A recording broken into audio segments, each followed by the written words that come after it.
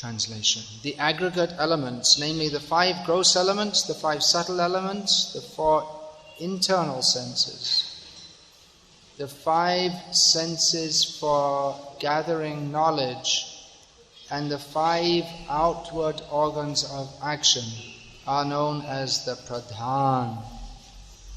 Purport. According to Bhagavad Gita, the sum total of the 24 elements described herein is called the Yoniya Mahadbrahma. The sum total of the living entities is impregnated into this Yoniya Mahadbrahma. And they are born in different forms, beginning from Brahma down to the insignificant ant.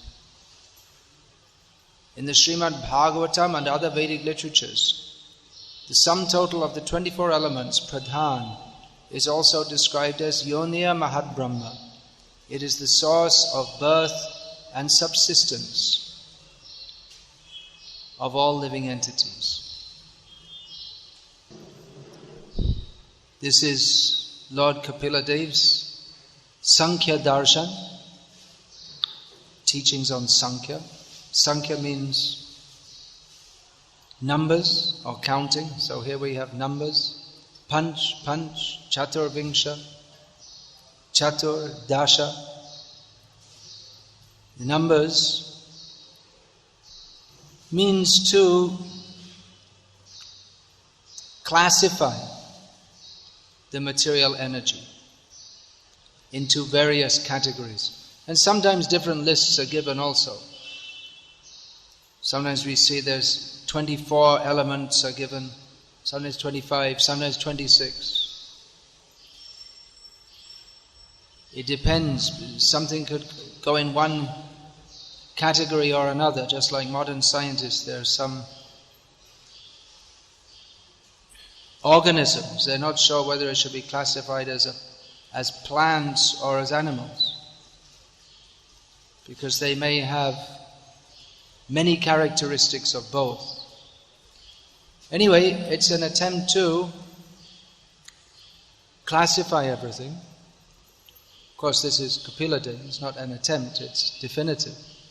Various philosophers have attempted in various ways to classify the condition of the material energy, or of that which we perceive all around us.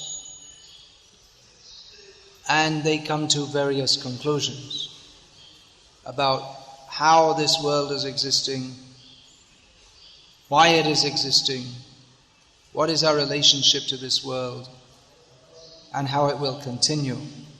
So Lord Kapila Dev is giving definitive knowledge. And of course the most important thing to know about the material world is that we don't belong here anyway. What is the difference between... In Bhagavad Gita, Lord Krishna establishes that there are 8 basic elements. Bhumirapo nalo vayu kangmano buddhirevacha ahankara iti yangme bhina prakriti rashada, which is Krishna's bhina prakriti. So 8 elements, they are 8 categories within one. 1A, 1B, 1C, 1D, like this. And then, aparaya metastvanyang prakriting vidhi me param. But there's another substance or another shakti, another prakriti, another nature which is different to the material energy. That is the spiritual energy. Jiva bhuta, made up of the jivas. Jiva bhutang mahabaho yayedam daryate jagat, who the jivas form the sustenance for this material world. The material world, there's no need for the elements to exist. There's no need for the material world to exist, but it exists because of the jivas, of their desire to enjoy it. Otherwise there's no need for it. There's no need for a prison, but because there are persons who... Please don't put your beads on your feet. You have to train from beginning. It's good to being trained to chant, but they should be trained also not to put, and also not to chant during class. You have to listen during class.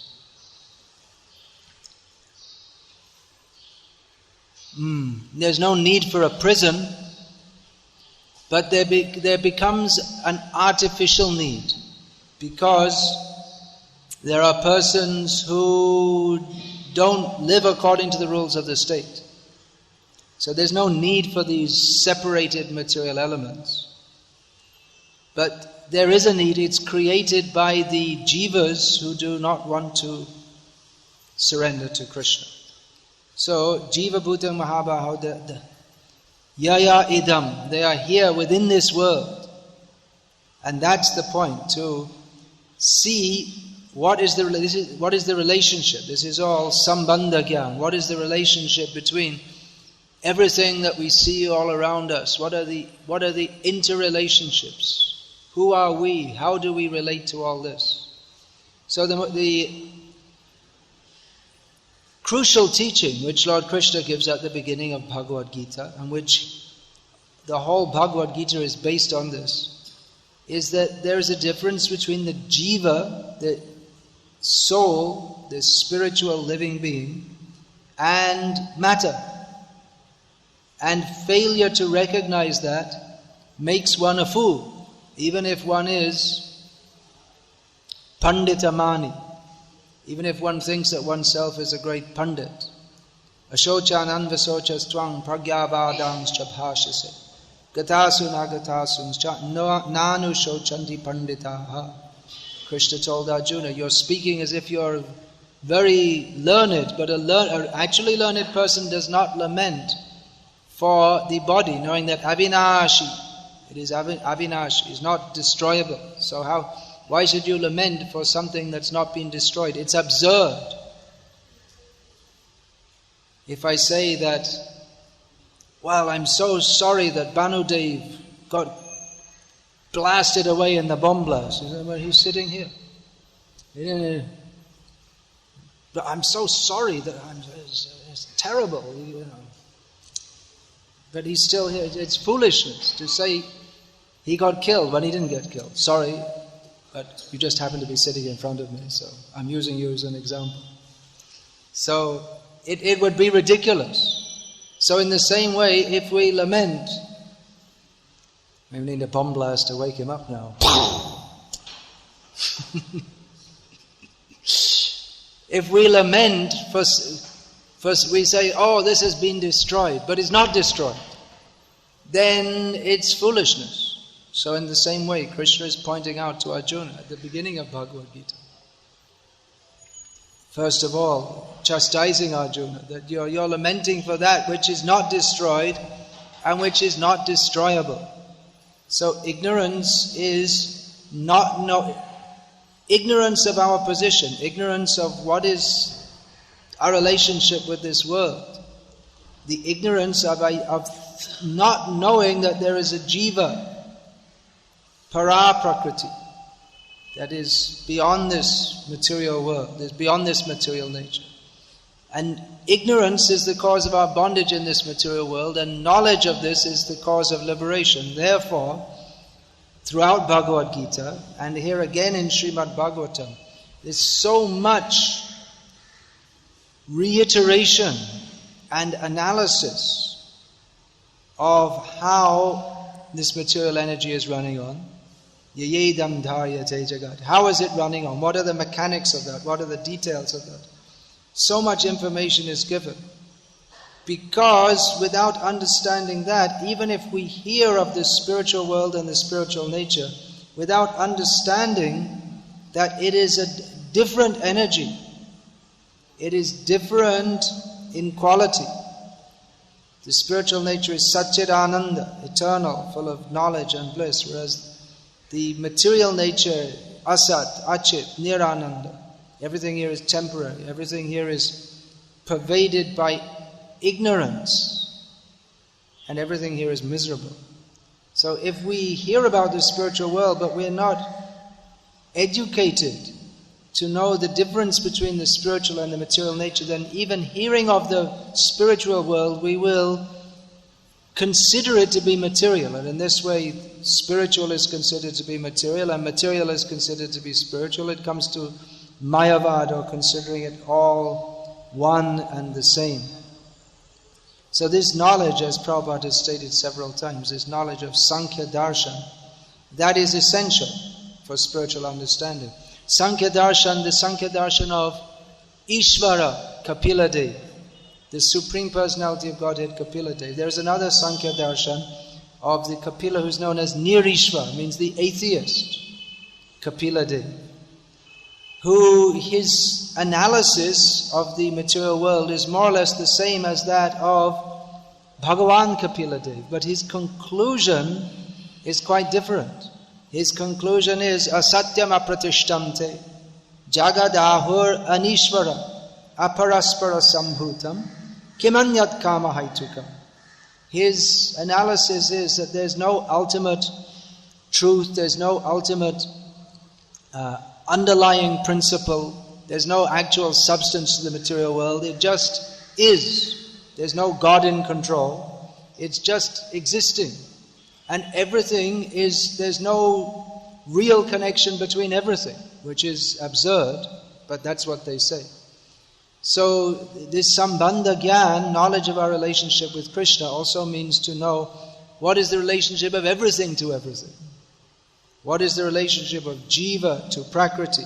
It's a tenuous relationship or an artificial relationship. It's not a substantial relationship. But we're taking it as a substantial, and therefore we are substantially suffering. But actually not even substantially. It's an imaginary suffering, like the suffering in a dream. So ahankare matto hayanitai pada pasharya asattare satta karima. Because we take that which is unreal to be real, therefore we suffer in this material world. Forgetting Nitai, Nityananda. Nityananda is also a name for Krishna, who's always blissful. So, this knowledge, if it's misinterpreted, that there's no actual relationship between anything, that means nothing has any real meaning. That's the conclusion of the atheists. There's no God in control, therefore there's no real meaning to life. That kimanyat kama haituka. What else is the purpose of life but for us to enjoy this world? And that's what all the philosophies of the world come to. All philosophies except Bhagavat philosophy come to the conclusion, either stated explicitly or it's implied, that everything is meant for our enjoyment. And even the so-called theistic philosophies of the world that do not have clear knowledge of who is Bhagavan and what is our relationship with him, then they take Bhagavan to be some kind of material enjoyer who assists us in our material enjoyment. And going to the spiritual world or going to heaven means that we all enjoy ourselves in the spiritual world, in heaven.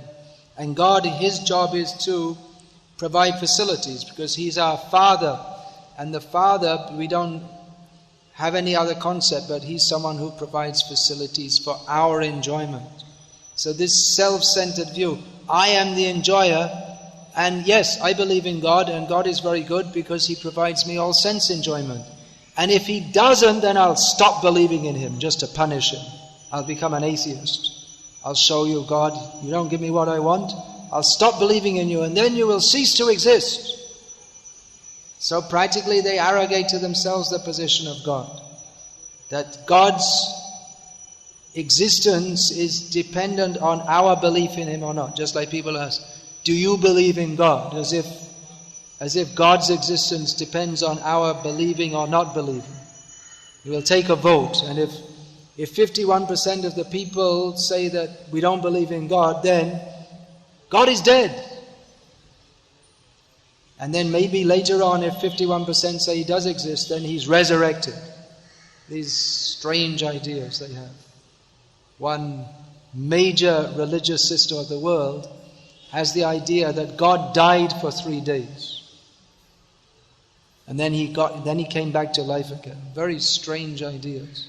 how God died, and then how the world was running on. And if God died, then that means that death is greater than God. So they have no actual knowledge of God. Therefore, even this word God, Prabhupada didn't like to use that. He used to say Godhead, which means, and then the supreme personality of Godhead. Godhead means, this term is used here in this verse, Brahma, the supreme absolute reality, the truth. He is defined in Bhagavatam. Jammadhyasa yaton vyaditartas chachesh svavignya swarat tene brahma hridaya adikaviye muhyanti yat suryaha tejo vari mridang yatha vinamayo yatra trisago misha dhamna svena sadani rasta kuhakam satyang parang dhimahi. This one verse clarifies the position of this supreme reality in a way that you won't find. You bring all the religions of the world and all their speculations put together. They don't even the first few words, Janmadi Asya Yataha, 4 words. That in itself is more knowledge than all the so-called religious books of the world. And even of the rest of the Vedas for that matter. It summarizes the Vedic statement. Yatova imani bhutani jayanti yena jatani jivanti yat prayatya visangvishanti tad vijigyasva tad brahmeti. Summarizes the Vedic statement that the absolute truth, Brahma, is that from which everything emanates, that in which everything exists, that by which everything is destroyed. That is the proper subject of inquiry. Atato Brahma Jignasa. This Janmadya Sayataha is the reply to, now we should inquire into Brahman, the absolute truth. So the answer is given, Janmadya Sayataha. That is the proper subject of inquiry. That is Brahma. So that is Brahma. That is an initial understanding of Brahma. God in relationship to this material world. This is practically the whole Vedic literature up to until we come to the point of Krishna's Vrindavan Leela. It's all working on the principle of Chandra Shaka Nyaya, or indicating a distant object by first of all indicating something which is nearer and understood. The mother in the courtyard, of course this example doesn't fit very well in the modern age where people don't have courtyards. They live in apartment buildings and they have neon lights, so even the moon is there in the sky, you can't see it very well because of all the neon lights. But anyway, this example is there that in the courtyard, everyone used to have a courtyard in the days when people were less advanced and backward. People used to have space to live in, and a nice courtyard. So in the courtyard there are trees, so between the branches of the tree, the mother points out to her child, you see this is the branch, and in between the branch there's that big light, round, that's the moon. So by pointing out something that's familiar, and then again pointing to something which is more distant, less easy to see. Similarly, Arundhati Nyaya, to point at where is the star Arundhati? Arundhati is the wife of Vashishta. So Vashishta is a big star. She's always with her husband. Not like nowadays. Anyway, so point out Vashishta. You see that shining star? Bright one? You see that little one next to it? That's Arundhati. So show something easy to see, then something less easy to see. The thing that you want to indicate, first you indicate that which is more difficult to perceive, point out that which is easy to perceive, and then go on from there. So in the same way, the whole subject matter of Srimad Bhagavatam is Vrajaraj Krishna. Krishna in Vrindavan. And actually Krishna means Krishna in Vrindavan, especially for the Gauriya Vaishnavas, although we also quote Bhagavad Gita, Krishna in Kurukshetra, who's not different from Krishna in Vrindavan.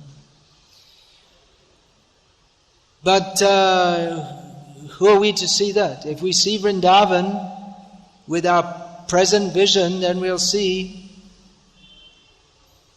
if we go to Vrindavan nowadays, we'll see pigs in the roads and smelly drains and greedy shopkeepers, and nowadays there are traffic jams.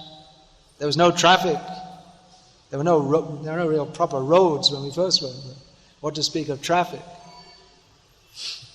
So that's what we see. But seeing Vrindavan means Bishoy Charya Kobe Shuddha Habe Man Tabe Amaherabo Shri Vrindavan. When we become free from the desire for sense gratification, our mind becomes purified, then we can see Vrindavan. But what are we seeing now? We're seeing Panchabhir Brahma. We're seeing this material energy. So it's very difficult for us to even conceive of the spiritual energy. And if we hear of Krishna's Vrindavan pastimes, then we'll tend to put mundane, we'll tend to impose our mundane conceptions on it. Just like some historian of Gauriya Vaishnavism saying that Nityananda Prabhu preached to the Suvarna Vaniks community, the gold merchant community, because he needed money for spreading his mission. So he preached to them. As if that was Nityananda Prabhu, who is the master of all money and of everything else, as if he was needing to beg some money. So in the same way, people, they put their materialistic concepts, even if they hear about Bhagavan. This is the Padma Niti. When Padma, the wife of Kamsa, after Kamsa was killed, she was living with Ugrasena. So Krishna was living with them in Dwarka, and she was thinking, oh, these Vrajavasis, how they mistreated Krishna. They're sending him out to look after cows and didn't even give him any shoes to wear. And then still they're asking him to come back. So she was thinking that you should make a calculation of the work Krishna did against all the butter he stole and all this. And if you make a calculation, you'll see that the amount he took is the more than the labor he gave. So if you show this, that it's not a very good economical proposition that they take back Krishna, then they'll give up the desire to take him back. They only want to take him back so they need someone to look after their cows. So this is the materialistic calculation. She cannot imagine how, because her heart is devoid of love of Krishna, she cannot imagine how the Vrajvasis, they want to bring Krishna because they love him. She can only think in terms of calculation. What is good for my self-interest? So she thinks that everyone else thinks like that. So with this calculating tendency, if we try to understand Krishna, then that attempt to understand Krishna will be Maya. Mapiyate anaya iti Maya. Maya means to try to measure. We even try to measure Krishna, who is by definition immeasurable.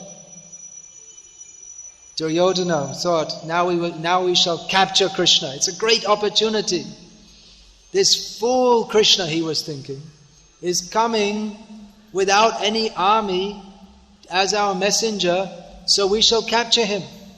And then the Pandavas, they'll lose all spirit, because the Krishna is more dear to them than their lives. So if we capture Krishna, then the Pandavas will just, out of disappointment, they'll just flop, and then we won't have to fight. Very easily we shall, even without fighting, we shall retain the kingdom. So then they came to capture Krishna, and Krishna manifested himself in thousands of forms. So, which one you want to capture? You capture one and I'm still in so many forms. You cannot capture.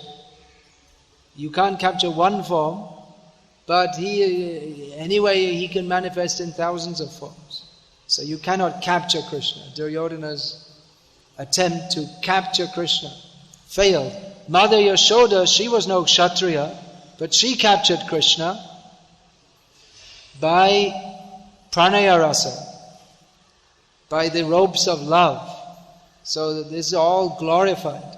There's so many prayers are there glorifying the devotees, how they capture Krishna, who the yogis they cannot even conceive of, who the karmis they're a long way away from, who the great warriors they're all defeated by him. Jarasandha bringing big, huge armies to attack Mathura, and Krishna, blowing his conch, comes out one chariot and finishes them all off. And then again he comes, and Krishna again finishes them all off. And then again. So Krishna is so great. Within his belly are all the universes, and that belly is tied up by Mother Yashoda, cowherd woman. So there's understanding the Krishna's position in relationship to the material world. And one thing is to realize how great he is, and even when one is developing love for Krishna, if one can understand how great he is, then we will understand how great is bhakti to him. Because bhakti, Krishna is more interested in the bhakti, in the love of his devotees, than in being the greatest. He's not much interested in, I'm so great. Yeah, okay, all right, I'm great. But he's more interested in the love of his devotees. Just like Lord Brahma was praying to Krishna, you are the supreme, you are the source of everything.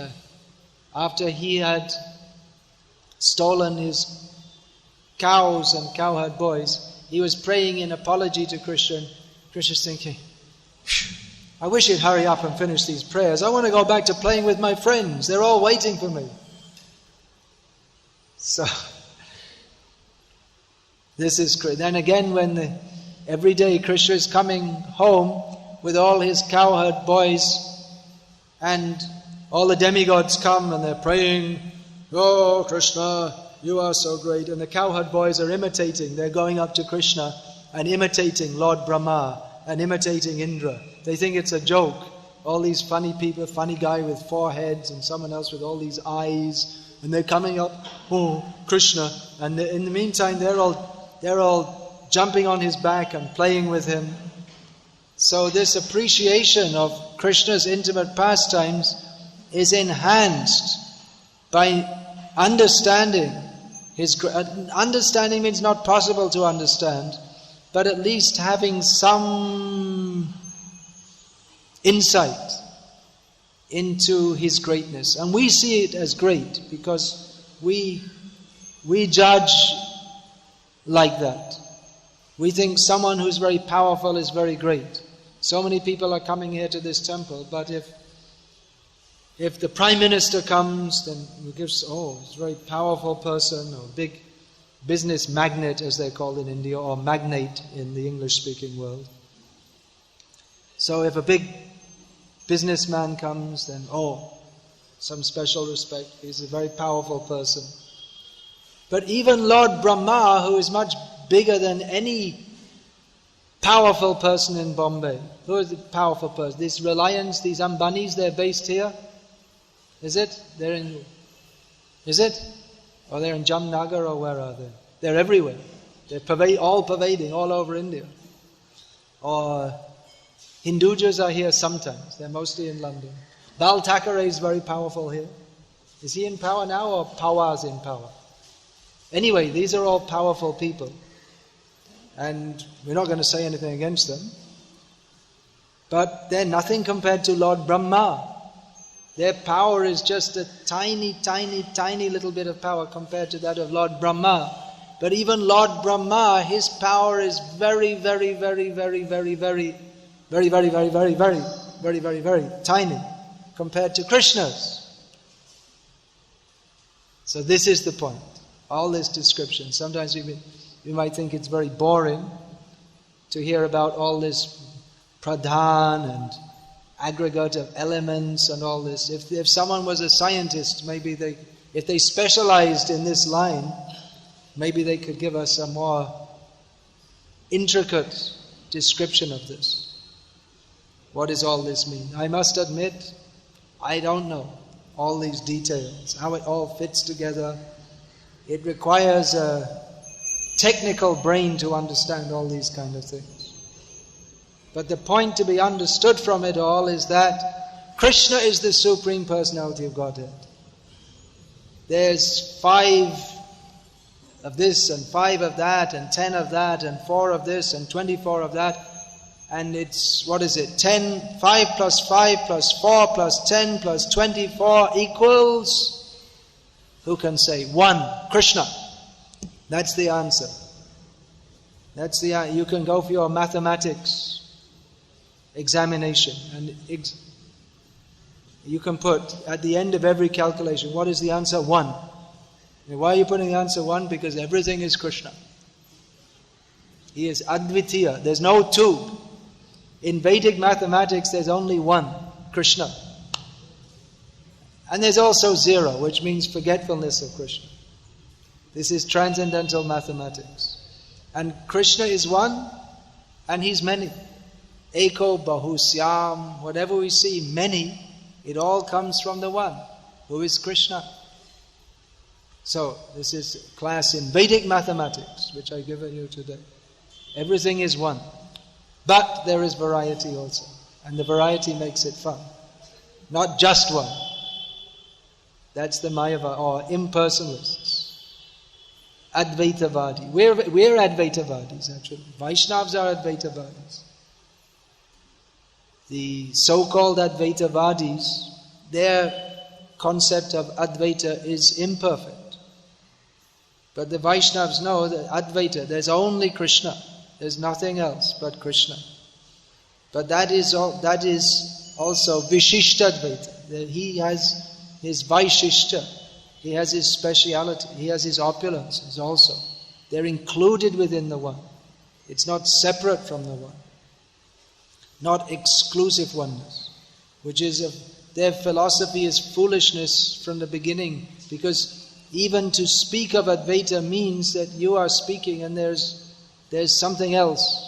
If you say there's only oneness without any variegatedness, then there's no one to conceive of that. And so they say that actually the Advaitavadi is ultimately Shunyavadi. Because although he says that it's 1, but every oneness, every vastu, every phenomenon requires qualities to define it. Without qualities it cannot be defined. So actually there's Shunyavadi. If they say there's no qualities, then it comes to Shunya, which is nothing. But again, if there's someone describing the Shunya, that means that there is something separate from the Shunya. So their philosophy is useless from the very beginning. Whereas Vaishnava philosophy means to see everything, all the variety, and understand everything is resting in Krishna. And still He's aloof from it. How great is Krishna? Hare Krishna. Any questions, please? Are you very strict with this 8:45? In London it's 8:30, Soho Street. And if you go 1 minute over, whoo, heavy chastisement.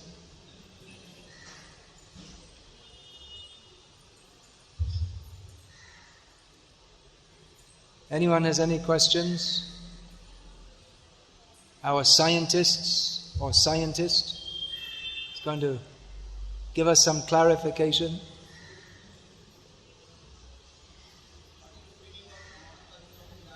What is the meaning of Mahatattva? Oh, I was hoping someone wouldn't ask that question. No, it has different meanings. Ultimate meaning of Mahatattva is Krishna. Virat? क्या बोलते हैं?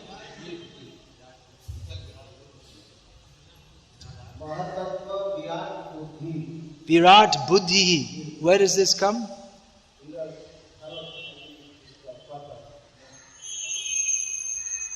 Not in English. Next verse. Well, I'll ask it tomorrow. Now that's reasonable, isn't it? Mahat Tattva ultimately means Krishna. Tattva means phenomena, and Mahat means great. So ultimately that means Krishna. Mahat Tattva is differently defined even within the Bhagavatam itself, in different places. So that's why I say it requires someone to analyze it very carefully, because sometimes Mahat Tattva is equated with Pradhan and sometimes differently. But ultimately Mahat Tattva means, ultimate meaning is Krishna. And Virat Buddhi, well, there you go. Mahat Tattva means Krishna, and then Virat Buddhi means Krishna also. Ultimately. But that comes in the purport of the next verse tomorrow. No, but in the next verse there's no purport. That must be in the Hindi purport. Huh?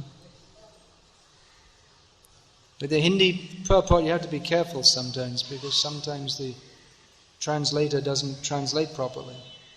That's also something you have to be careful of. Now it's being edited. Otherwise in the Hindi Bhagavatam generally it says that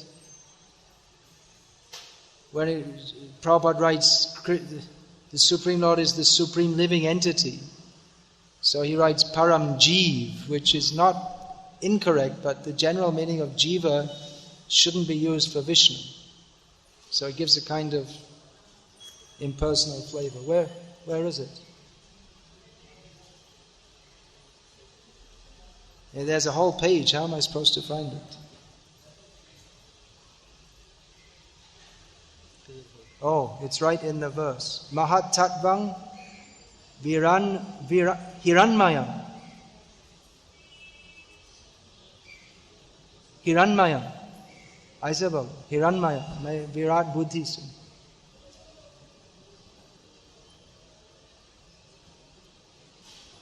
Well, that's described, isn't it, in the whole सृष्टि के पहले सूक्ष्म रूप में वो सब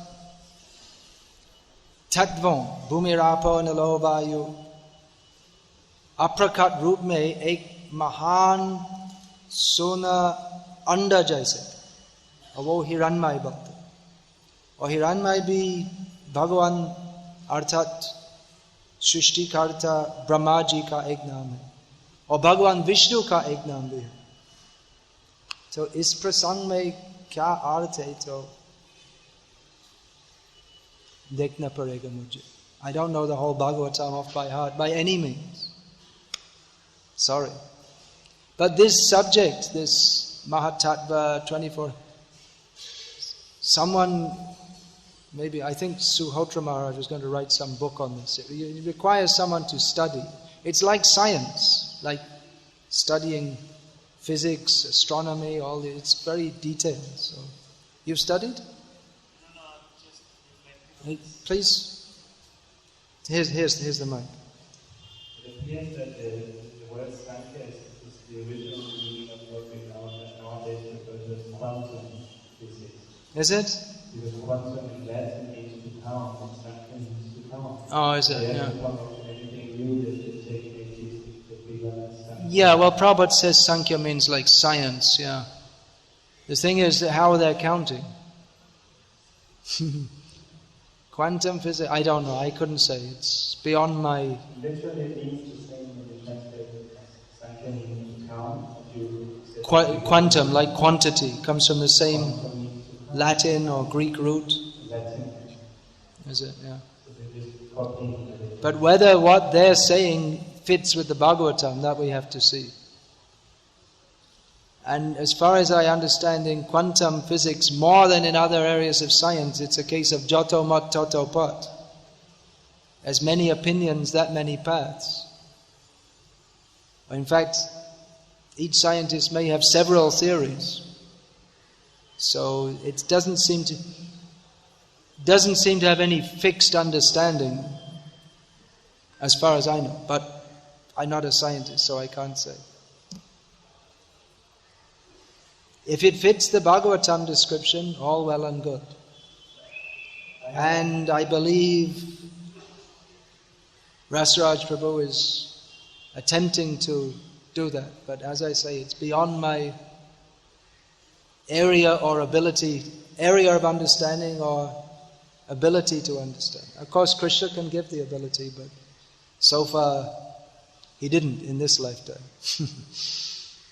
Yeah. Specifically, Deepak Chopra, he's coming from Vedic knowledge and yoga background, and he has actually written. It's kind of Vedic, you can say. You can say pop Vedic. Yeah, but personally, I've taken some quotes out of a chapter called Proximate Healing, which actually collaborates with our Vedic version, so it kind of bridges the gap between where they are. Yeah, but if it ends up with Deepak, if one ends up with Deepak Chopra, then probably better go back to church or something. I mean, the man's a cheater. It's quite obvious. He's another case of what is that? Pragyavadang's Chabhashase. It's another case of someone speaking as if he knows a lot, but he actually doesn't. Because he doesn't recognize Krishna as the Supreme. He's a popularist. He's not concerned with the absolute truth. He's a pop Mayavadi. So they may say some things of value, but the overall equation is not Krishna's tu Bhagavan Swayam. It's more like Deepak Chopra making him famous. All glories to Srila Prabhupada, who didn't promote himself, who promoted Krishna. That's one very good test of who's real, who's genuine. They don't promote themselves, they promote Krishna. That was the difference between Prabhupada and every other guru who went to America. That Prabhupada promoted Krishna. So much so that even now, Prabhupada's not even that well known in the Western world, or even in India. But people know, because of Prabhupada, at least they've heard of Krishna. So however nicely one speaks, or whatever one says in between, if ultimately it's meant for self-glorification instead of Krishna glorification, then it's sinful. It's not leading to enlightenment. It's using the tools it may be using the tools which are meant for enlightenment to throw us into greater ignorance, which is what the Mayavadis do. They take the Vedic knowledge and they lead us as if we're going towards enlightenment, but it all ends up in ignorance. Because they're envious of Krishna. Okay, the town president's looking at his watch. That's the sign. So we say all glories to Deepak Chopra if he gives up his nonsense and surrenders to Krishna. And that's all. Hare Krishna. All glories to Srila Prabhupada.